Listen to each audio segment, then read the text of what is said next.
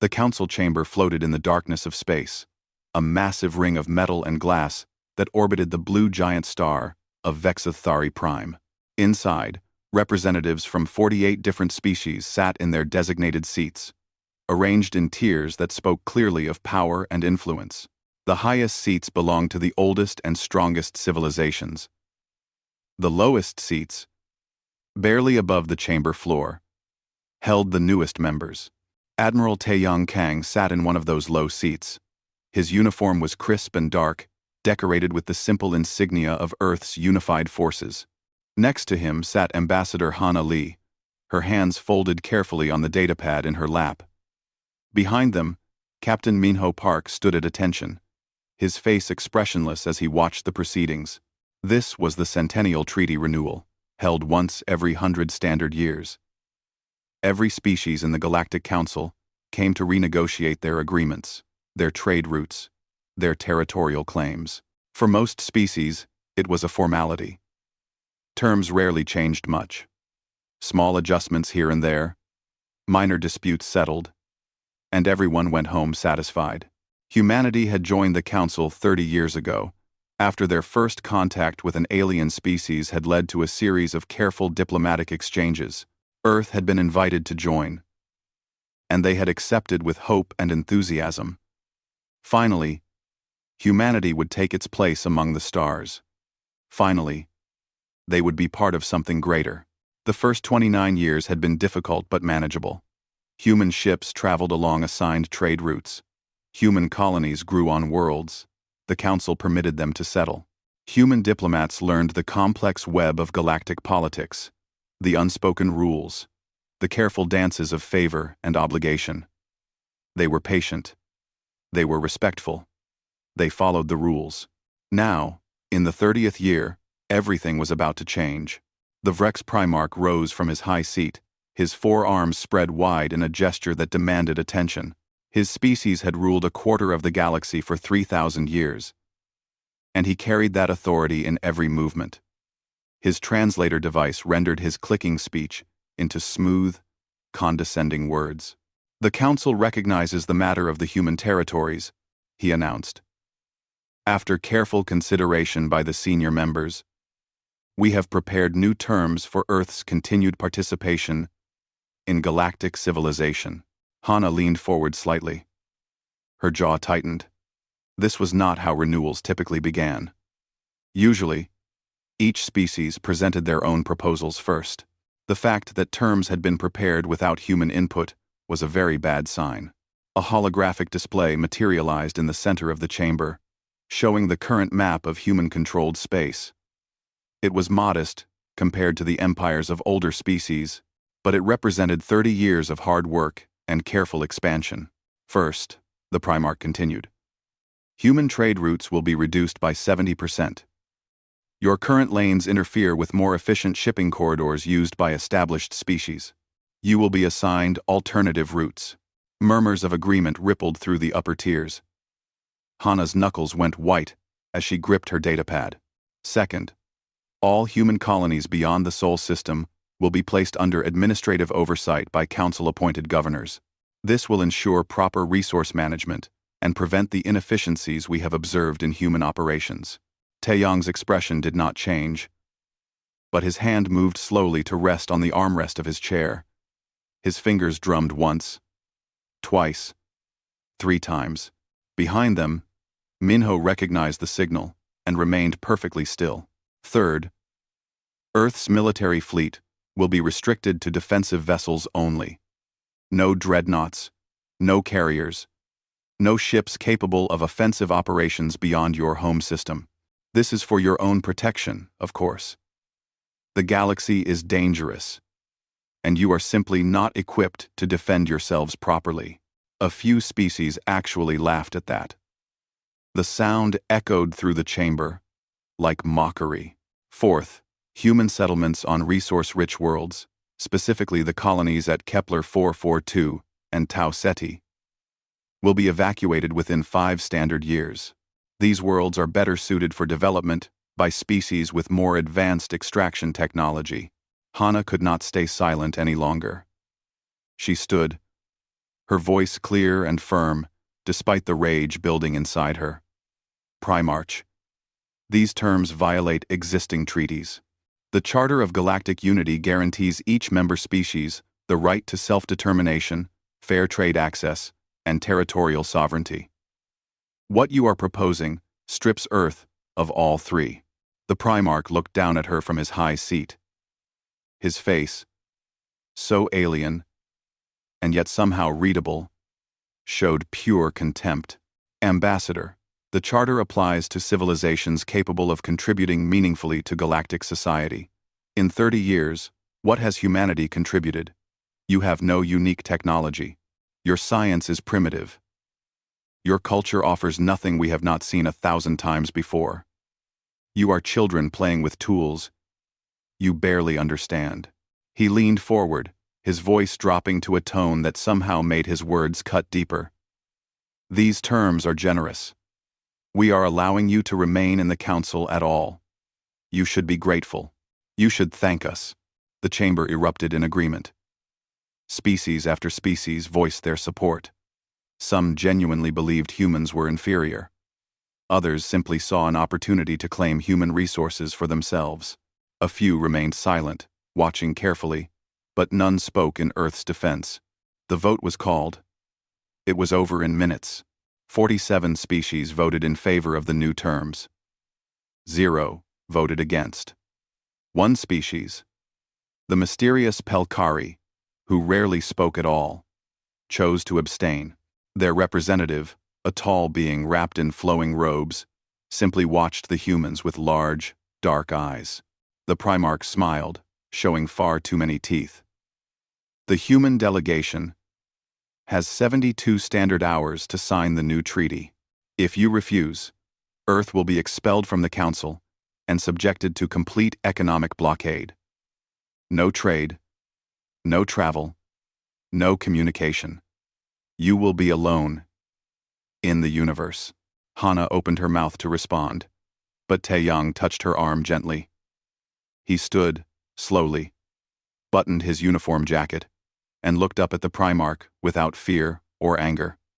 His voice was calm, almost casual. We will convey your terms to Earth, he said simply. You will have our answer within 72 hours. They left the chamber in silence. The walk back to their ship felt endless. Hana was shaking with fury. Minho's fists were clenched so tight his knuckles had gone white. But Taeyang walked steadily, his face unreadable. Only when they were safely aboard the human flagship, the Indomitable, did Taeyang finally speak. He turned to Minho and said 4 words that would change everything. Send Protocol Jericho. All channels. Minho's eyes widened slightly. Sir, are you certain? Taeyang nodded once. They have made their choice. Now we make ours. Within minutes, encrypted messages began streaming from the Indomitable to every corner of human space. Messages that had been prepared years ago, waiting for this exact moment. Messages that would wake up systems and activate people who had been sleeping in the shadows for decades. The countdown had begun. The galaxy would never be the same. Director Yuna Choi sat in a windowless room deep beneath the surface of Earth, 3 kilometers under the Pacific Ocean. The room had no official name and did not appear on any map. Only 17 people in the entire solar system knew it existed. Around her, dozens of screens displayed information streaming in from across human space. She watched as the last confirmation arrived. Every human colony had received the message. Every ship had acknowledged. Every agent had been activated. She touched her earpiece and spoke softly. All stations report ready. We are dark in 30 seconds. Across human space, something unprecedented happened. Every Ansible connection to the galactic network shut down simultaneously. Every human diplomatic channel went silent. Every trade ship that was currently traveling alien space suddenly changed course, burning hard toward the nearest human-controlled system. Colony governors enacted emergency protocols, severing all communication with non-human vessels and stations. Within 24 hours of the Council vote, humanity simply vanished from galactic civilization, At first, the council was pleased. They interpreted the silence as submission. The Vrex Primarch gave a speech about how humans had learned their place. The Thren Collective, a species of calculating traders who controlled much of the galaxy's commerce, immediately began dividing up the trade routes that humanity had abandoned. Various species started making plans for which human colonies they would claim once the 72-hour deadline passed. But as days became weeks, unease began to grow. The Thren sent 3 scout ships to Sol System to check on the status of Earth's surrender. The ships jumped into the system and immediately activated their long-range scanners. They found nothing. Not just no response to their hails, but nothing at all. Where Earth's orbital stations should have been, there was only empty space. Where human ships should have been patrolling, there was silence. The entire inner solar system was wrapped in some kind of sensor-dampening field that made detailed scans impossible. The Thren captain sent a ship closer to investigate. It crossed an invisible line somewhere near Jupiter's orbit and simply stopped transmitting. No explosion. No distress signal. Just sudden silence. The captain, now frightened, sent his second ship. Same result. He turned his own ship around and jumped back to Thren space to report. But something went wrong with his jump drive. His ship arrived at the coordinates, but 3 weeks late, and with his entire crew unconscious. When they woke, none of them could remember what had happened in the Sol system. The council sent more ships. Military vessels this time. Heavily armed, and prepared for anything. 6 different species contributed ships to the task force. 40 vessels in total jumped to Sol System together, maintaining tight formation for safety. None of them came back. In the council chamber, panic began to replace confidence. What had happened to those ships? Had Earth somehow developed weapons that could destroy 40 warships without any of them getting off a distress signal? That seemed impossible. Humanity's technology was inferior. Everyone knew that. Everyone had seen the reports. What they had not seen was happening in 100 secret locations across human space. Dr. Junho Han stood in a research facility built into an asteroid in a system that had no official name or designation. Around him, engineers and scientists worked at stations filled with equipment that would have shocked any alien observer. The technology was not primitive. It was not inferior. In many ways, it was beyond what the Galactic Council possessed. Junho pulled up a holographic display and reviewed the data one more time. For 30 years, every single human ship that had traveled to alien space had been equipped with hidden scanners. Every human diplomat had carried recording devices that looked like simple accessories. Every human trader had been trained to observe and report. For 30 years, humanity had been mapping the galaxy's military installations, shipyards, resource depots, and command centers with meticulous detail. More than that, they had been studying. Every piece of alien technology that humans could acquire through legal trade had been taken apart, analyzed, and reverse-engineered. Human scientists did not just copy alien designs. They improved them. They found weaknesses. They discovered inefficiencies that species who had used the same technology for thousands of years had never questioned. The galaxy thought humanity was primitive because humans asked a lot of questions. They thought humans were weak because humans preferred diplomacy to force. What they failed to understand was that questions were how humans learned, and diplomacy was how they bought time. Director Choi wants an update. An assistant called out to Junho. He nodded and opened a secure channel. Yuna's face appeared on his screen, her expression calm but intense.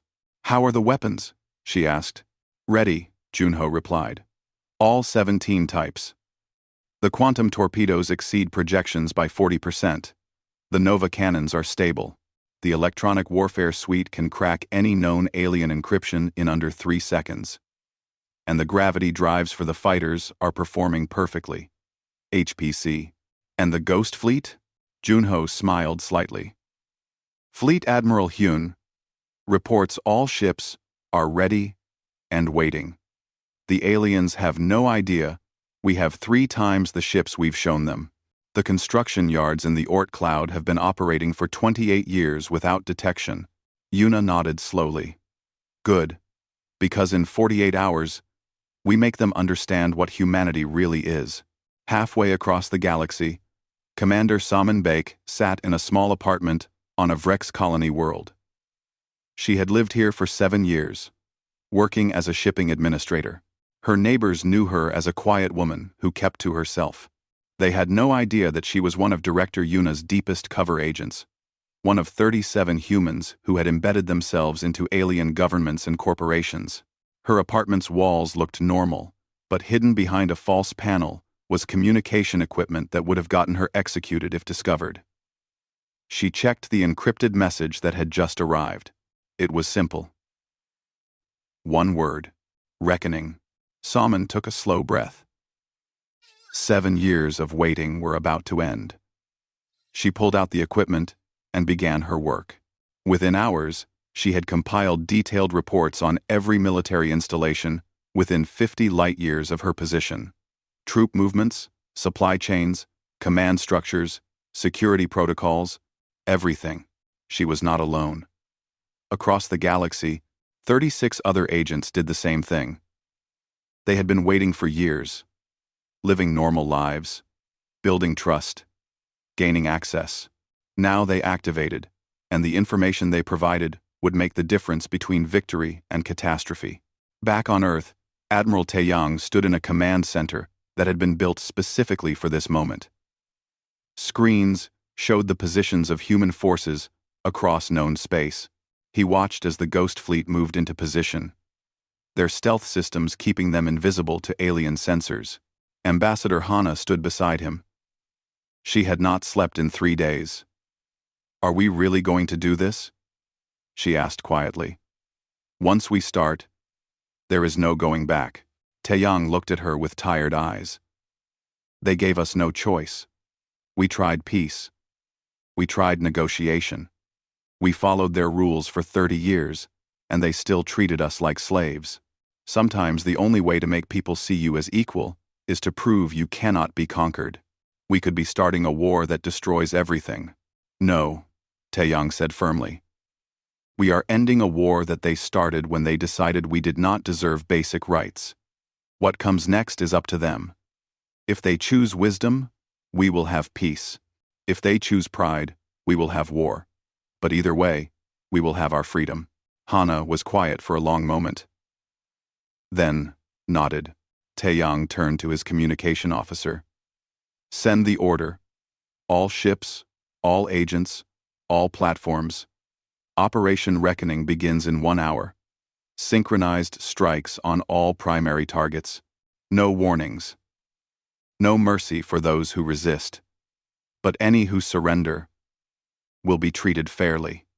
"HE," the officer hesitated. "Sir, Fleet Admiral Hyun is asking if you want to make a statement before we begin." Taeyang shook his head.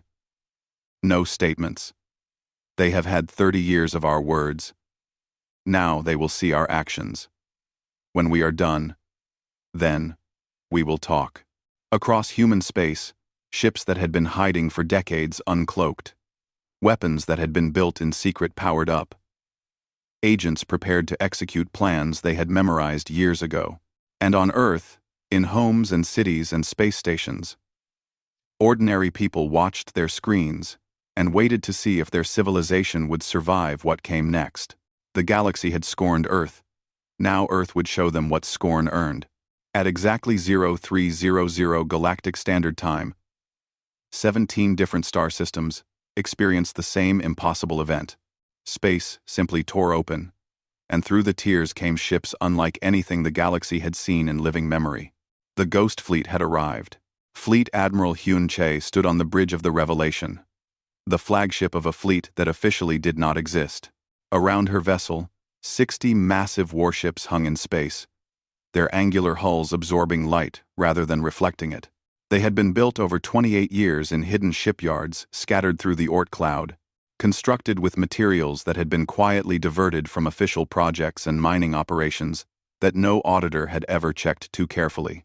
All ships report ready, her tactical officer announced. Targets locked.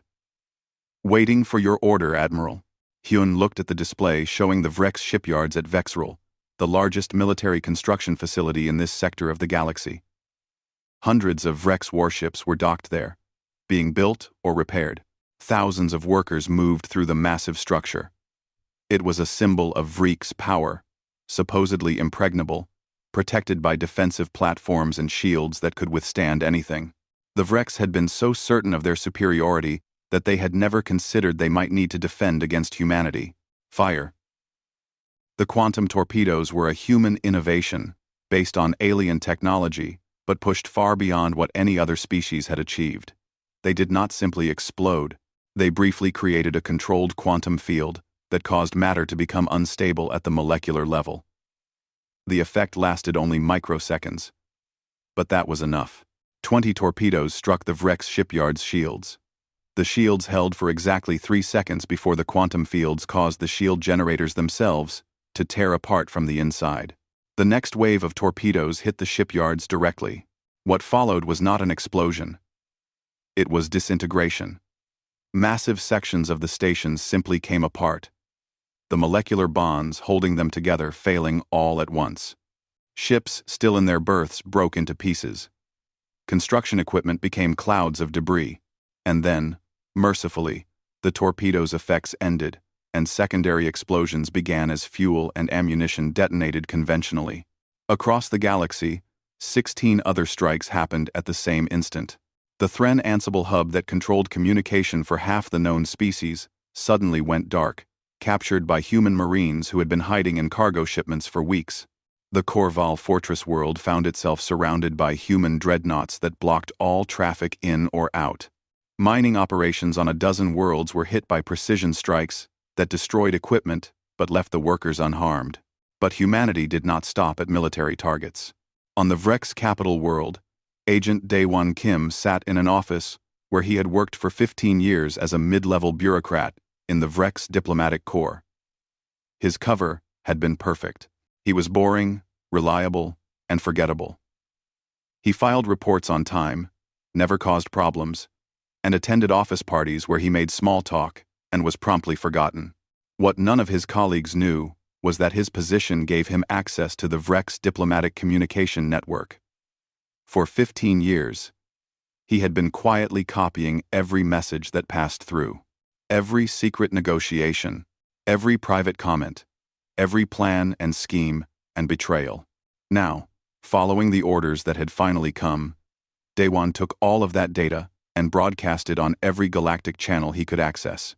The results were devastating. The galaxy learned that the Vrex Primarch had been secretly planning to dominate the entire council, viewing every other species as inferior and worthy only of being controlled. They learned that the Vrex had been manipulating trade prices for decades, causing artificial shortages to drive up profits. They learned about secret weapons programs, about plans to assassinate troublesome council members, about contempt so deep that the Primarch had once joked about sterilizing entire species. Within 6 hours, 3 Vrex subject species had declared independence and were openly rebelling. Within 12 hours, the Vrex diplomatic corps was in chaos. The Primarch himself had fled the capital, his location unknown, his government fracturing around him. Daewon watched the chaos he had unleashed and felt no satisfaction, only grim necessity. He had lived among the Vrex for 15 years. Some of them had been kind to him. Some had been genuine in their friendship. But he had known from the beginning that this moment would come, and he had prepared himself for it. He gathered his personal belongings, which were few, and left the building. His mission was complete. If he was lucky, he would make it to the extraction point, where a human ship would pick him up. If not, at least his work was done. Halfway across the galaxy, Lieutenant Unji Song flew a fighter that should not have been possible. It was small, barely larger than a ground vehicle, but it moved through space with impossible speed and agility. The secret was the gravity drive, a human innovation that manipulated gravity fields, instead of relying on conventional thrust. The result was acceleration that would have killed an unprotected pilot, and maneuverability that made the fighter almost impossible to target. Unji led a squadron of 12 such fighters against a Thren war fleet that was moving to reinforce their besieged Ansible hub. The Thren fleet consisted of 23 capital ships, each one massive and powerful. By any conventional military thinking, 12 fighters should not have been able to even scratch such a fleet. But these were not conventional fighters, and human military thinking had been forged in centuries of warfare on Earth before humanity had ever met an alien species. The fighters came in fast, far faster than the Thren ships could track. They wove between capital ships, dodging fire that always arrived where they had been, rather than where they were, and they carried weapons specifically designed to exploit weaknesses in alien shield technology. "Target the shield generators," Yunji ordered. "Just like we practiced. Hit and move. Never stay still." Her fighters screamed past a Thren cruiser, releasing a spread of micromissiles that locked onto the ship's shield emitters. The missiles were tiny, but they did not need to be large. They just needed to hit the right spots. Explosions blossomed across the cruiser's hull as its shields flickered and died. Behind her, the rest of her squadron executed the same maneuver on other ships. Within minutes, 8 Thren capital ships were dead in space, their shields down and their hulls breached. The remaining 15 ships tried to retreat, but human destroyers were already jumping into the system to cut off their escape. "All fighters, break off and return to carrier," Unji commanded. "Let the big ships finish this." As she flew back toward the human carrier that had launched her squadron, Unji felt a strange mixture of emotions. She had just helped cripple a major alien fleet. She had probably killed hundreds, maybe thousands of beings. But she also knew that every Thren ship she disabled was one less ship that could be used to enforce the unfair treaties that had bound humanity for 30 years. War was terrible, but slavery was worse.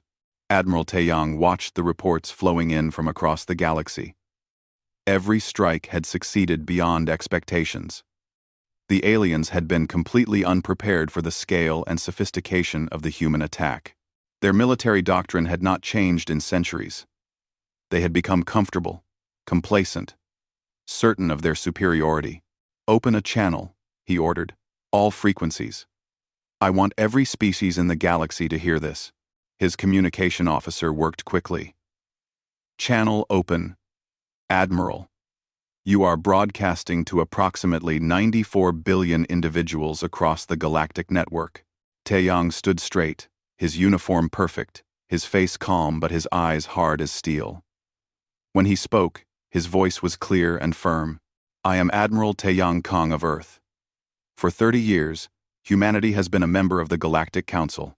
For 30 years, we have followed your rules, respected your customs.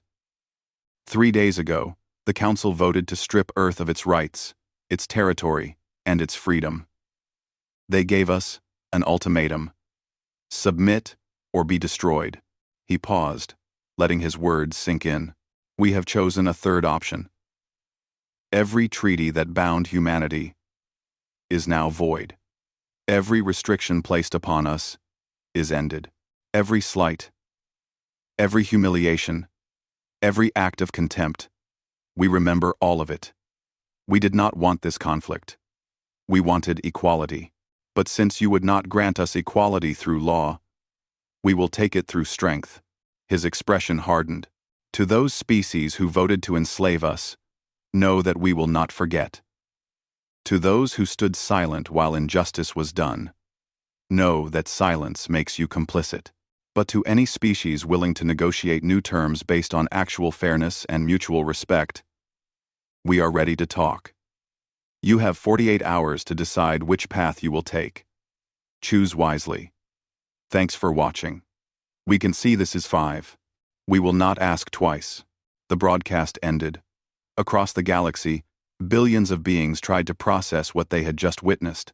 Humanity, the species everyone had dismissed as primitive and weak, had just struck everywhere at once with precision and power that shocked even the oldest civilizations. The Council would never be the same. The question now was whether it would survive at all. The emergency session of the Galactic Council convened 12 hours after Admiral Taeyong's broadcast. The chamber felt different now. The Vrex Primarch's seat was empty. He had disappeared, and the remnants of his government were too busy fighting internal rebellions to send a replacement. The Thren representative sat in custody, arrested by his own military for corruption, after the leaked documents revealed his involvement in numerous illegal schemes. Fear hung in the air like smoke. The Korval ambassador, a being whose species had ruled their empire for 6,000 years, spoke first.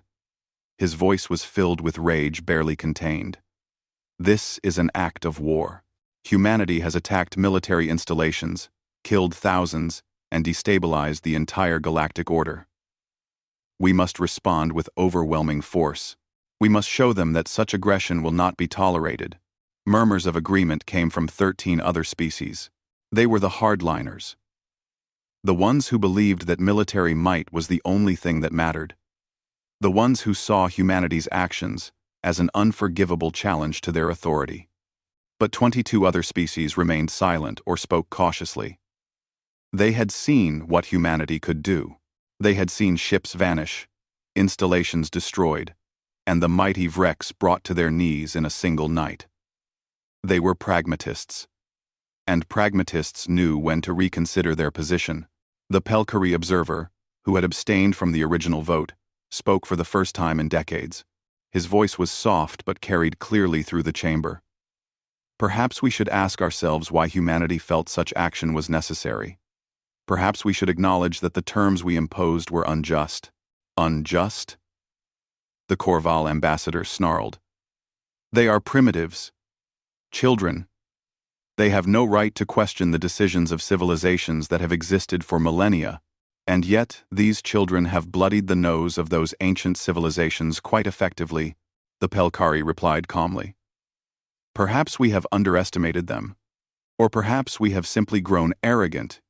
In our age, the debate raged for hours, but no consensus emerged.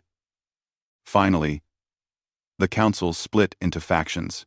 14 species declared themselves the Hardliner Coalition and announced they would send a combined fleet to Sol system to force humanity's surrender. 22 species urged caution and called for new negotiations. 11 species refused to commit to either side, watching and waiting to see which way the wind would blow. The Hardliner Coalition assembled their fleet at a neutral staging point. 314 warships from 14 different species, representing thousands of years of military tradition and experience. They were confident. Humanity had gotten lucky with surprise attacks, but in a direct confrontation, numbers and experience would prevail. Fleet Admiral Hyun received word of the approaching fleet when it was still 3 days from Sol system. She had been expecting this. The hardliners were predictable. They could not allow humanity's defiance to go unanswered, because if they did, every other species they had bullied over the centuries might get the same ideas. Recall the Ghost Fleet to Sol system, she ordered. Activate the fortress platforms, and send a message to the incoming fleet. Warn them once. After that, we let the defenses speak for themselves. The message was simple and direct. You are approaching human sovereign space. Turn back now. This is your only warning. The Hardliner Coalition fleet ignored the warning. They jumped into Sol system in force, their sensors sweeping space for the human fleet they expected to find waiting for them. They found 60 human warships arranged in a defensive formation near Mars orbit, 60 against 314. The coalition commander allowed himself a moment of satisfaction. This would be over quickly. Then his sensors registered something new. Massive structures were uncloaking throughout the system, appearing from the Oort cloud where they had been hiding for decades. Fortress platforms, each one the size of a small moon, bristling with weapons that made any normal warship look like a toy. What in the void are those? The coalition commander whispered. He got his answer when the platforms opened fire. The Nova cannons had been designed specifically to counter large fleet formations. They fired projectiles accelerated to a significant fraction of light speed using gravity manipulation technology. When those projectiles hit their targets, the kinetic energy release was comparable to a small nuclear explosion, and the platforms were firing dozens of them every second. The first volley turned 16 Coalition ships into expanding clouds of debris before their crews even realized they were being fired upon. The second volley took out 23 more. The third volley never got a chance to fire because the coalition ships were already breaking formation, scrambling to retreat. But the human ships were not content to let them run. Admiral Hyun had planned for this carefully. Human destroyers jumped in behind the coalition fleet, cutting off their escape routes. Then, the electronic warfare began. Human ships broadcast signals that infiltrated alien communication networks, spreading false orders and causing confusion.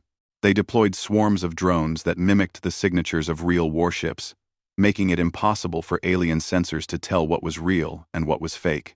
They used jammers that disrupted targeting systems and navigation computers. The battle turned into chaos. Coalition ships fired at false targets, while real human vessels slipped through their formations. Captains received contradictory orders and did not know which were genuine. Some ships tried to retreat only to collide with their own allies. Others accidentally targeted friendlies in the confusion.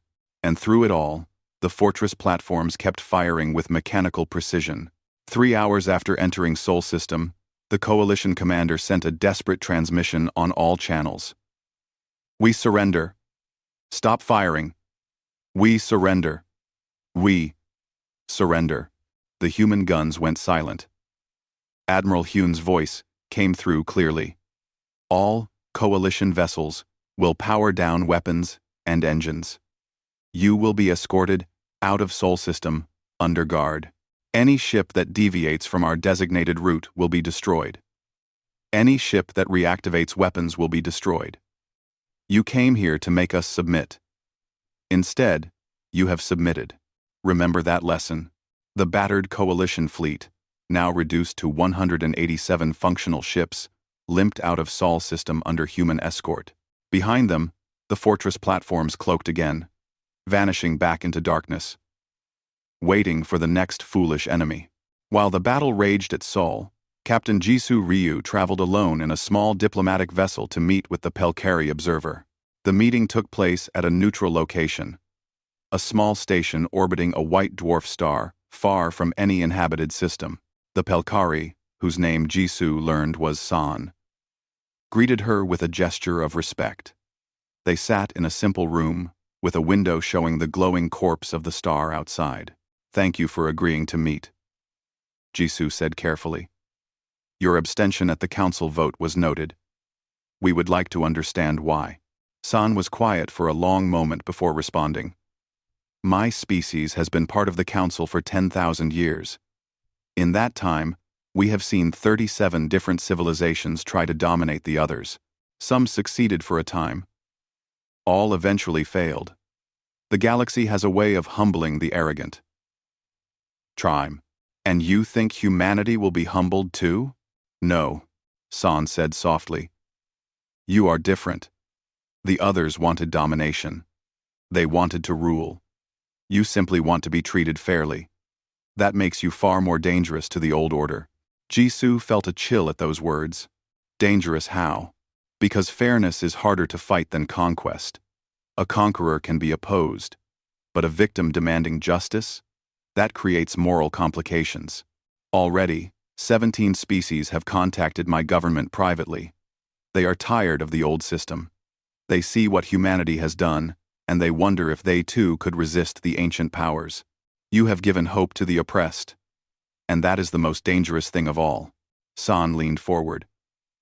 My species and 17 others wish to propose an alliance.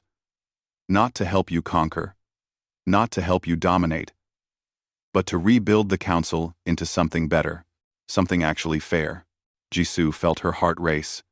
This was more than they had hoped for. What would you ask in return? Nothing. San said simply. We are tired of the game. We have played it for 10,000 years, and we are weary. Help us build something new. That is all we ask. On the other side of the galaxy, General Minji O led a ground operation that would shift galactic opinion more than any battle. Intelligence had discovered 4 worlds where pre-spaceflight civilizations were being secretly enslaved by species who officially claimed the worlds were uninhabited. Human Marines landed on those worlds and liberated them. They provided evidence of the crimes. They rescued beings who had been taken from their homes and forced into labor. And they broadcast everything on every galactic channel they could access. The images of freed slaves, of hidden facilities, of the sheer scale of the crime, shocked billions of beings across the galaxy. Species who had remained neutral in the conflict suddenly found themselves horrified by what the old council had allowed to happen. Public opinion shifted like an earthquake. Protests erupted on dozens of worlds. Council representatives found themselves facing angry crowds demanding answers. How long had this been going on? Who had known? Who had profited? Ambassador Hana watched the news feeds from Earth and allowed herself a small smile. The military strikes had gotten the galaxy's attention. But the moral case would win its heart. Humanity was not just strong. They were right. And that combination was unstoppable. The council that had scorned Earth was tearing itself apart. Now came the hard part. Building something better from the ruins. 3 months after the Night of Broken Chains, Ambassador Hana Lee walked through the corridors of the rebuilt council chamber. It looked different now.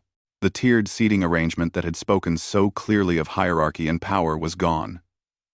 In its place was a circular design, where every seat was at the same level, facing toward the center. No one sat above anyone else. 41 species had agreed to attend this reconvened session. 6 had refused, choosing instead to isolate themselves in their own territories. The Vreks were not among the attendees.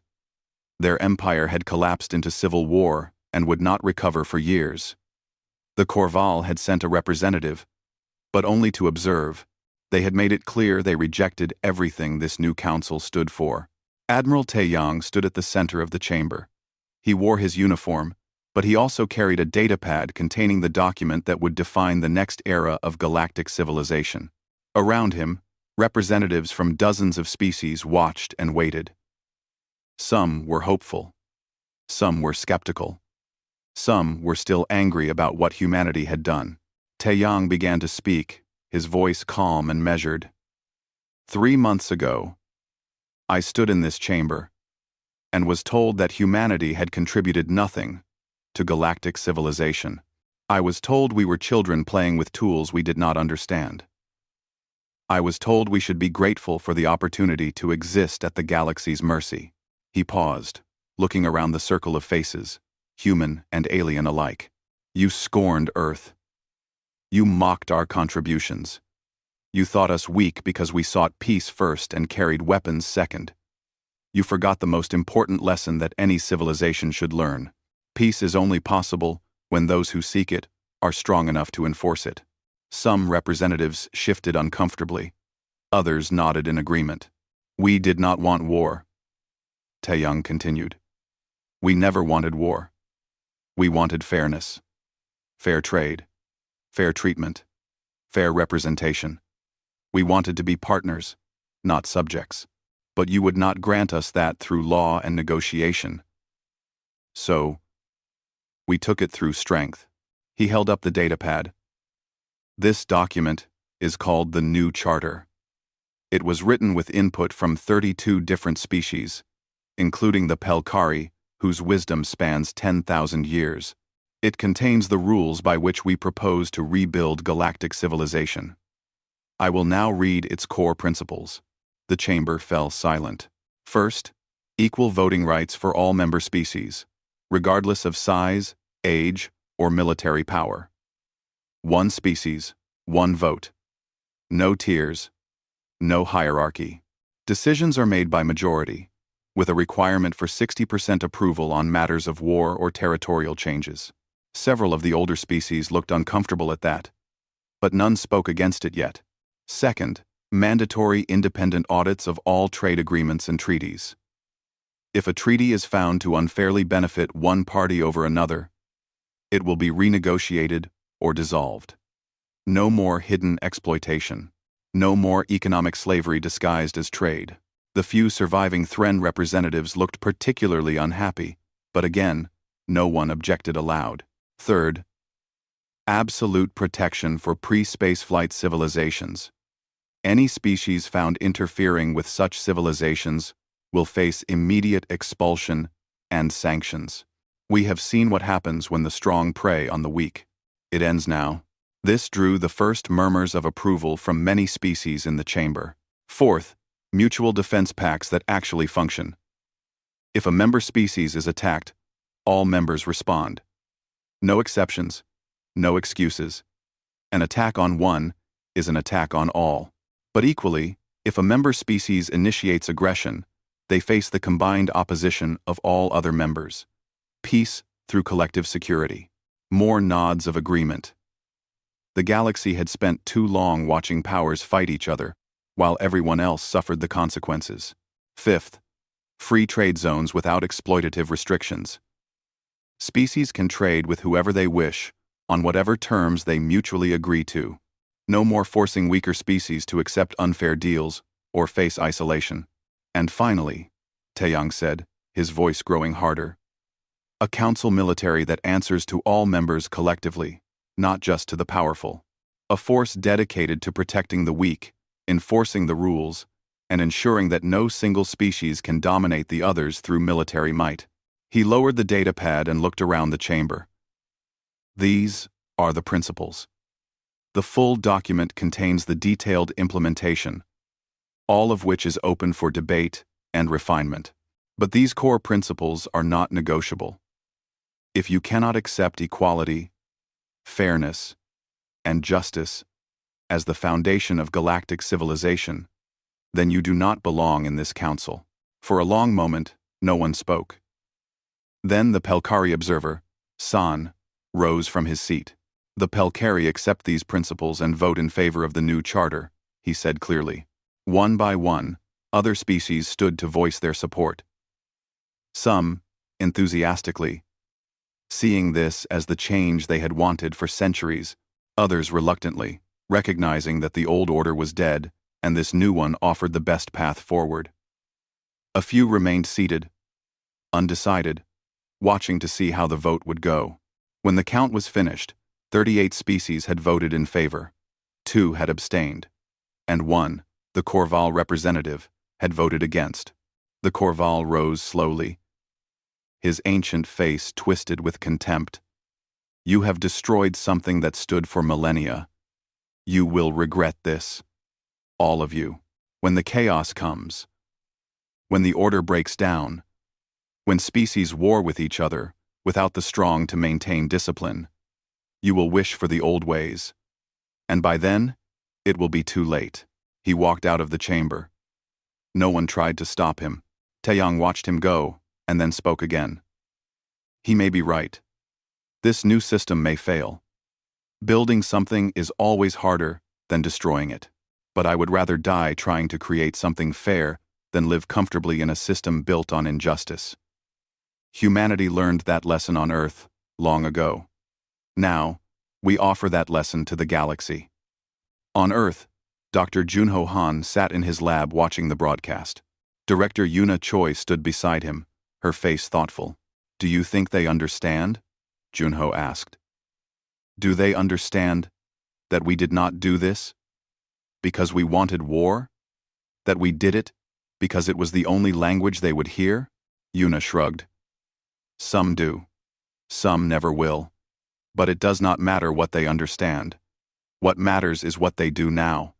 The old council is dead. What grows from its ashes will define the next 1,000 years. She turned to look at Junho. Deactivate the weapons programs. Start converting the military research to civilian applications. And contact the other species' scientific communities. Now that we are equals, we can actually share knowledge properly. Real cooperation, not the scraps they used to throw us. Junho smiled. That will take years. Decades even. Good.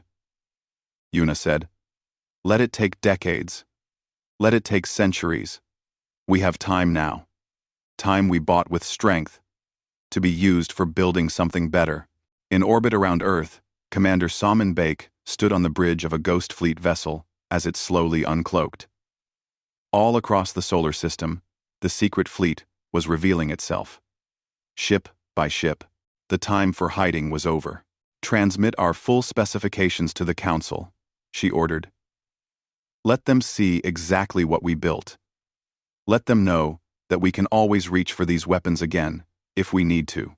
But also let them know that we would prefer never to fire them in anger again." The ships appeared on galactic sensors like ghosts becoming solid. 3 times the size of the public fleet. Weapons beyond what most species possessed. 3. Con.